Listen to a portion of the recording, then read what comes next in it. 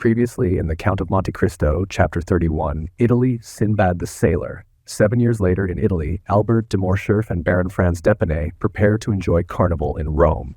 Franz, curious and adventurous, visits the mysterious island of Monte Cristo with a smuggler named Gaetano. There, he encounters the enigmatic Sinbad the Sailor, who welcomes him into a hidden, luxurious underground palace.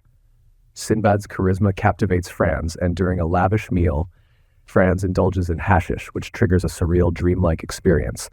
Sinbad hints that Franz may one day repay this hospitality in Parisian society. Chapter 32. The Waking. When Franz returned to himself, he seemed still to be in a dream. He thought himself in a sepulchre into which a ray of sunlight in pity scarcely penetrated. He stretched forth his hand and touched stone. He rose to his seat and found himself lying on his bournous in a bed of dry heather, very soft and odoriferous. The vision had fled, and as if the statues had been but shadows from the tomb, they had vanished at his waking. He advanced several paces towards the point whence the light came, and to all the excitement of his dream succeeded the calmness of reality. He found that he was in a grotto, went towards the opening, and through a kind of fanlight saw a blue sea and an azure sky. The air and water were shining in the beams of the morning sun. On the shore the sailors were sitting, chatting and laughing, and at 10 yards from them the boat was at anchor, undulating gracefully on the water. There for some time he enjoyed the fresh breeze which played on his brow, and listened to the dash of the waves on the beach, that left against the rocks a lace of foam as white as silver. He was for some time without reflection or thought for the divine charm which is in the things of nature, especially after a fantastic dream. Then gradually this view of the outer world, so calm, so pure, so grand, reminded him of the elusiveness of his vision, and once more awakened memory. He recalled his arrival on the island, his presentation to a smuggler chief, a subterranean palace full of splendor, an excellent supper, and a spoonful of hashish. It seemed, however, even in the very face of open day, that at least a year had elapsed since all these things had passed, so deep was the impression made in his mind by the dream, and so strong a hold had it taken over his imagination. Thus, every now and then, he saw in fancy amid the sailors, seated on a rock or undulating in the vessel, one of the shadows which had shared his dream with looks and kisses. Otherwise his head was perfectly clear, and his body refreshed. He was free from the slightest headache. On the contrary, he felt a certain degree of lightness, a faculty for absorbing the pure air and enjoying the bright sunshine more vividly than ever. He went gaily up to the sailors, who rose as soon as they perceived him, and the patron, accosting him, said, "The Signor Sinbad has left his compliments for your Excellency, and desires us to express a regret he feels at not being able to take his leave in person. But he trusts you will excuse him, as very important business calls him to Malaga." "So then, Gaetano," said Franz, "this is then all reality. There exists a man who has received me in this island, entertained me right royally, and is departed while I was asleep. He exists as certainly as that you may see his small yacht with all her sails spread, and if you will use your glass, you will, in all probability, recognize your host in the midst of his crew."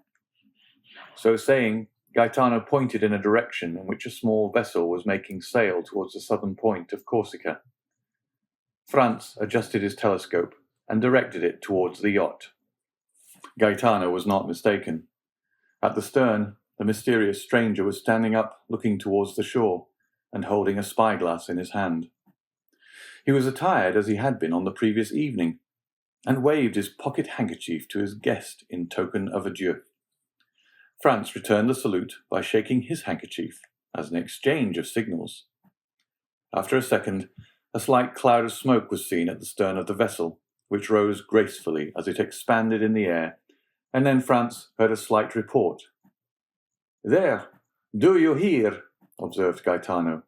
"He is bidding you adieu, The young man took his carbine and fired it in the air, but without any idea that the noise could be heard at the distance which separated the yacht from the shore. "What are your Excellency's orders?" inquired Gaetano. "In the first place, light me a torch." "Ah, yes, I understand," replied the patron. "To find the entrance to the enchanted apartment. With much pleasure, your Excellency. If it would amuse you, I will get you the torch you ask for. But I too have had the idea you have, and 2 or 3 times the same fancy has come over me. But I have always given it up. Giovanni, light a torch," he added, "and give it to His Excellency." Giovanni obeyed. Franz took the lamp and entered the subterranean grotto, followed by Gaetano. He recognized the place where he had awakened by the bed of heather that was there, but it was in vain that he carried his torch all around the exterior surface of the grotto. He saw nothing, unless that by traces of smoke others had before him attempted the same thing, and like him in vain. Yet he did not leave a foot of this granite wall as impenetrable as futurity without strict scrutiny. He did not see a fissure without introducing the blade of his hunting sword into it, or a projecting point on which he did not lean and press in the hopes it would give way. All was vain, and he lost 2 hours in his attempts, which were at last utterly useless. At the end of this time he gave up his search, and Gaetano smiled. When Franz appeared again on the shore, the yacht only seemed like a small white speck on the horizon. He looked again through his glass, but even then he could not distinguish anything. Gaetano reminded him that he had come for the purpose of shooting goats, which he had utterly forgotten. He took his fowling piece and began to hunt over the island with the air of a man who is fulfilling a duty rather than enjoying a pleasure. And at the end of a quarter of an hour, he had killed a goat and 2 kids. These animals, though wild and agile as chamois, were too much like domestic goats, and Franz could not consider them as game. Moreover, other ideas, much more enthralling, occupied his mind. Since the evening before, he had really been the hero of one of the tales of the 1001 Nights, and he was irresistibly attracted toward the grotto. Then, in spite of the failure of his first search, he began a second, after having told Gaetano to roast one of the 2 kids. The second visit was a long one, and when he returned, the kid was roasted and the repast ready. Franz was sitting on the spot where he was on the previous evening when his mysterious host had invited him to supper, and he saw the little yacht, now like a seagull on the wave, continuing her flight toward Corsica. "Why," he remarked to Gaetano, "you told me that Signor Sinbad was going to Malaga, while it seems he is in the direction of Porto Vecchio." "Don't you remember," said the patron, "I told you that among the crew there were 2 Corsican brigands." "True, and he is going to land them?"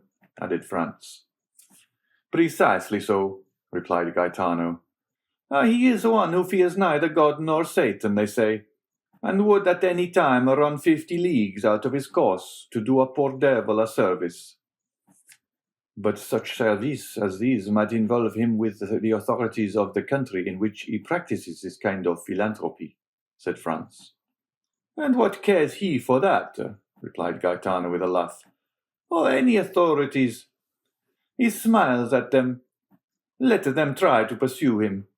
Why, in the first place, his yacht is not a ship, but a bird, and he would beat any frigate 3 knots in every 9.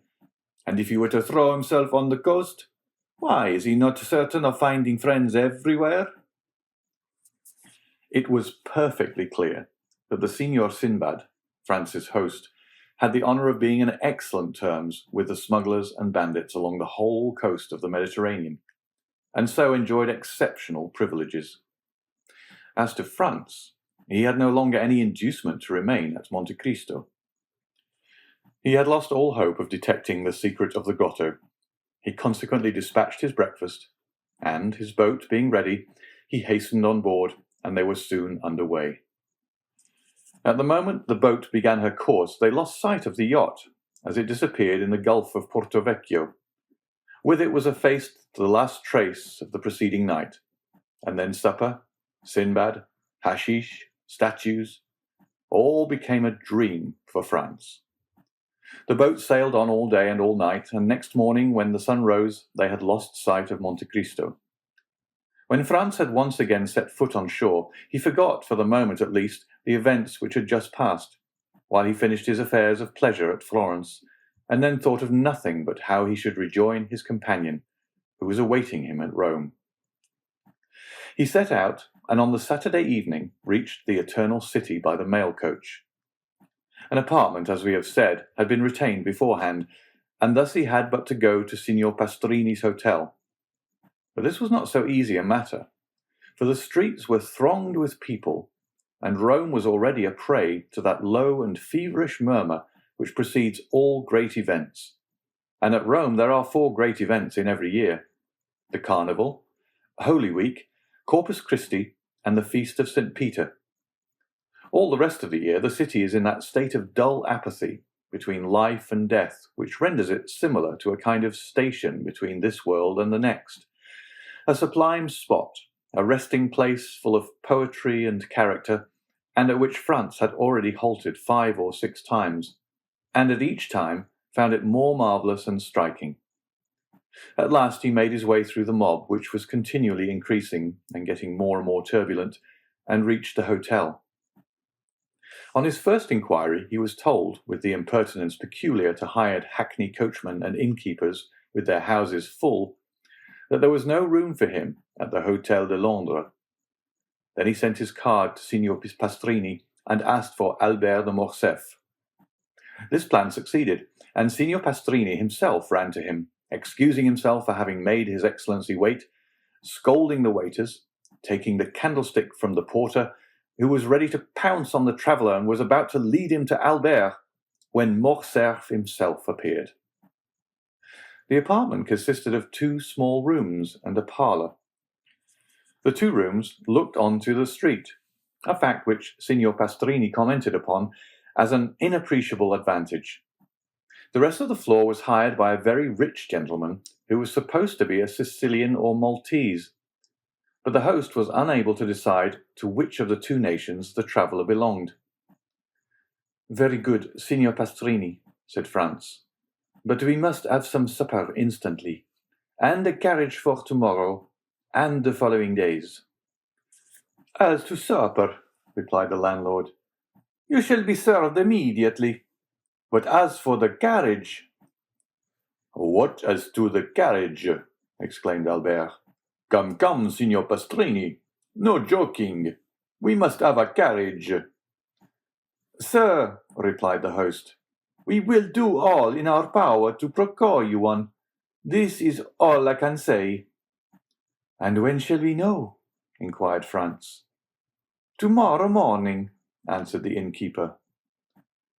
"Oh, the deuce! Then we shall pay the more, that's all. I see plainly enough.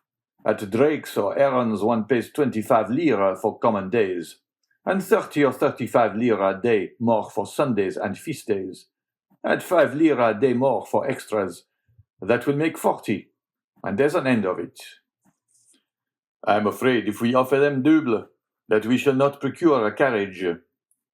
"Then they must put horses to mine. It is a little worse for the journey, but that's no matter."